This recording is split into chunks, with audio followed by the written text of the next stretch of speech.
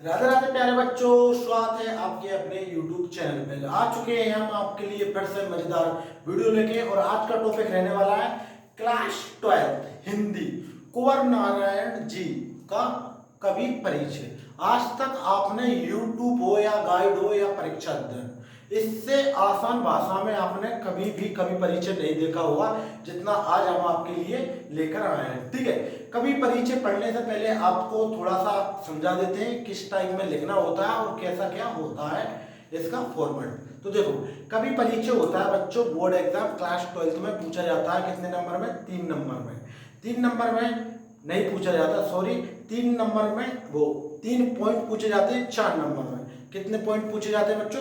3 point पूछे जाते हैं 4 नंबर में। तो देखो, 3 पॉइंट पूछ रहे हैं 4 नंबर में, तो कैसे लिखना होता है? देखो, इसमें लिखना होता है आपको ये रचनाएं, 2 रचनाएं लिखनी होती हैं। भाव पक्ष और कला पक्ष दोनों को मिक्स कर दिया है। पहले अलग अलग करके पूछा जाता था, लेकिन अब इन दोनों को जोड़ दिया है, यानी कि इन दोनों को मिलाकर एक ही पॉइंट बना दिया है, भाव पक्ष और कला पक्ष का। फिर पूछा जाता है तीसरे नंबर का पॉइंट साहित्य में स्थान। तो ऐसे करके आपको मिल जाते हैं इसके 4 नंबर। तो आइए देखते हैं। ठीक है, तो सबसे पहले चैनल को सब्सक्राइब कर लीजिए यदि न्यू हो तो, और पुराने हो तो लाइक कीजिए। ठीक है, तो देखो, क्लास 12 हिंदी, क्लास 12 हिंदी कवि परिचय कुंवर नारायण। किसका बच्चों? कुंवर नारायण का। बोर्ड परीक्षा 2025-26 के लिए इंपॉर्टेंट है। ठीक है, 2025 बोर्ड में तो आया था, जो 26 के लिए भी इंपॉर्टेंट है। तो देखो, जहां पर लिख रहे हैं 3 पॉइंट लिख रहे हैं, तो देखो, जो पहला पॉइंट होता है उसका 1 नंबर मिलता है, दूसरे पॉइंट के 2 नंबर मिलते हैं और तीसरे पॉइंट के मिलते हैं 1 नंबर। तो ऐसे कुल मिलाकर हो जाते हैं बच्चों आपके 4 नंबर। ठीक है, तो देखो, पहला पॉइंट पढ़ेंगे। पहला पॉइंट क्या है? 2 रचनाएं। 2 रचनाएं कौन सी है कुंवर नारायण की? आमने सामने कोई दूसरा नहीं, आमने सामने कोई दूसरा नहीं, आमने सामने कोई दूसरा नहीं। ये हो गया आपको। इतना सरल है कि आपको मात्र 2 मिनट देखने से ही याद हो जाएगा। बिल्कुल लास्ट तक देखिए और समझते चलिए। देखो, कुंवर नारायण की 2 रचनाएं क्या हो जाएगी? आमने सामने कोई दूसरा नहीं, जो हो जाएगी इनकी 2 रचनाएं। इसका मिल जाएगा आपको 1 नंबर। फिर आता है दूसरा पॉइंट। दूसरा पॉइंट रहता है भाव पक्ष और कला पक्ष। भाव पक्ष और कला पक्ष समझेंगे कि कुंवर नारायण जी ने अपनी पूरी काव्य यात्रा में मानवीय संबंधों को नई तरह से परिभाषित किया। यानी कुंवर नारायण जी ने अपनी पूरी काव्य यात्रा में मानवीय संबंधों को नई तरह से परिभाषित किया है।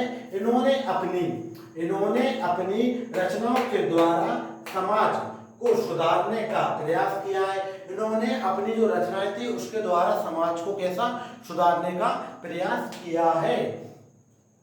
इन्होंने अपने काव्य में प्रकृति का सुंदर वर्णन किया है। कुंवर नारायण जी का जो काव्य था उसमें प्रकृति का बड़ा ही सुंदर वर्णन किया गया है। यानी इनकी कुछ रचनाएं ऐसी भी थी बच्चों जिसमें इन्होंने प्राकृतिक से रिलेटिव उसमें लिखा था। ठीक है, फिर उसके बाद आता है उनके काव्य की प्रमुख भाषा साहित्य खड़ी बोली थी। यानी कि जो उनके काव्य की भाषा थी वो कैसी थी? साहित्य में खड़ी बोली थी, जिसमें तत्सम और तद्भव का प्रयोग किया गया है।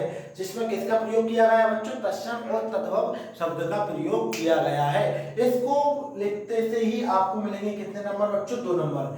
यानी आपका जो सेकंड नंबर का पॉइंट होता है उसके मिलते हैं 2 नंबर। तो इसको अच्छे से याद कर लेना, बहुत ही सरल है।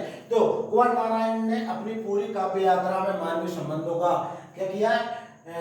नई तरह से परिभाषित किया है। इन्होंने अपनी रचनाओं में समाज को सुधारने का प्रयास किया है, दूसरा पॉइंट। और तीसरा पॉइंट है कि इन्होंने अपने काव्य में प्राकृतिक का बड़ा ही सुंदर वर्णन किया है। और चौथा पॉइंट बन जाएगा इनका कि इनके काव्य की भाषा साहित्य खड़ी बोली थी, जिसमें तत्सम और तद्भव शब्द का प्रयोग किया गया था। हो जाएगा, ठीक है यार। फिर आता है पॉइंट नंबर 3, जो होता है आपका 1 नंबर का, साहित्य में स्थान। साहित्य में स्थान क्या लिखोगे कि कुंवर नारायण जी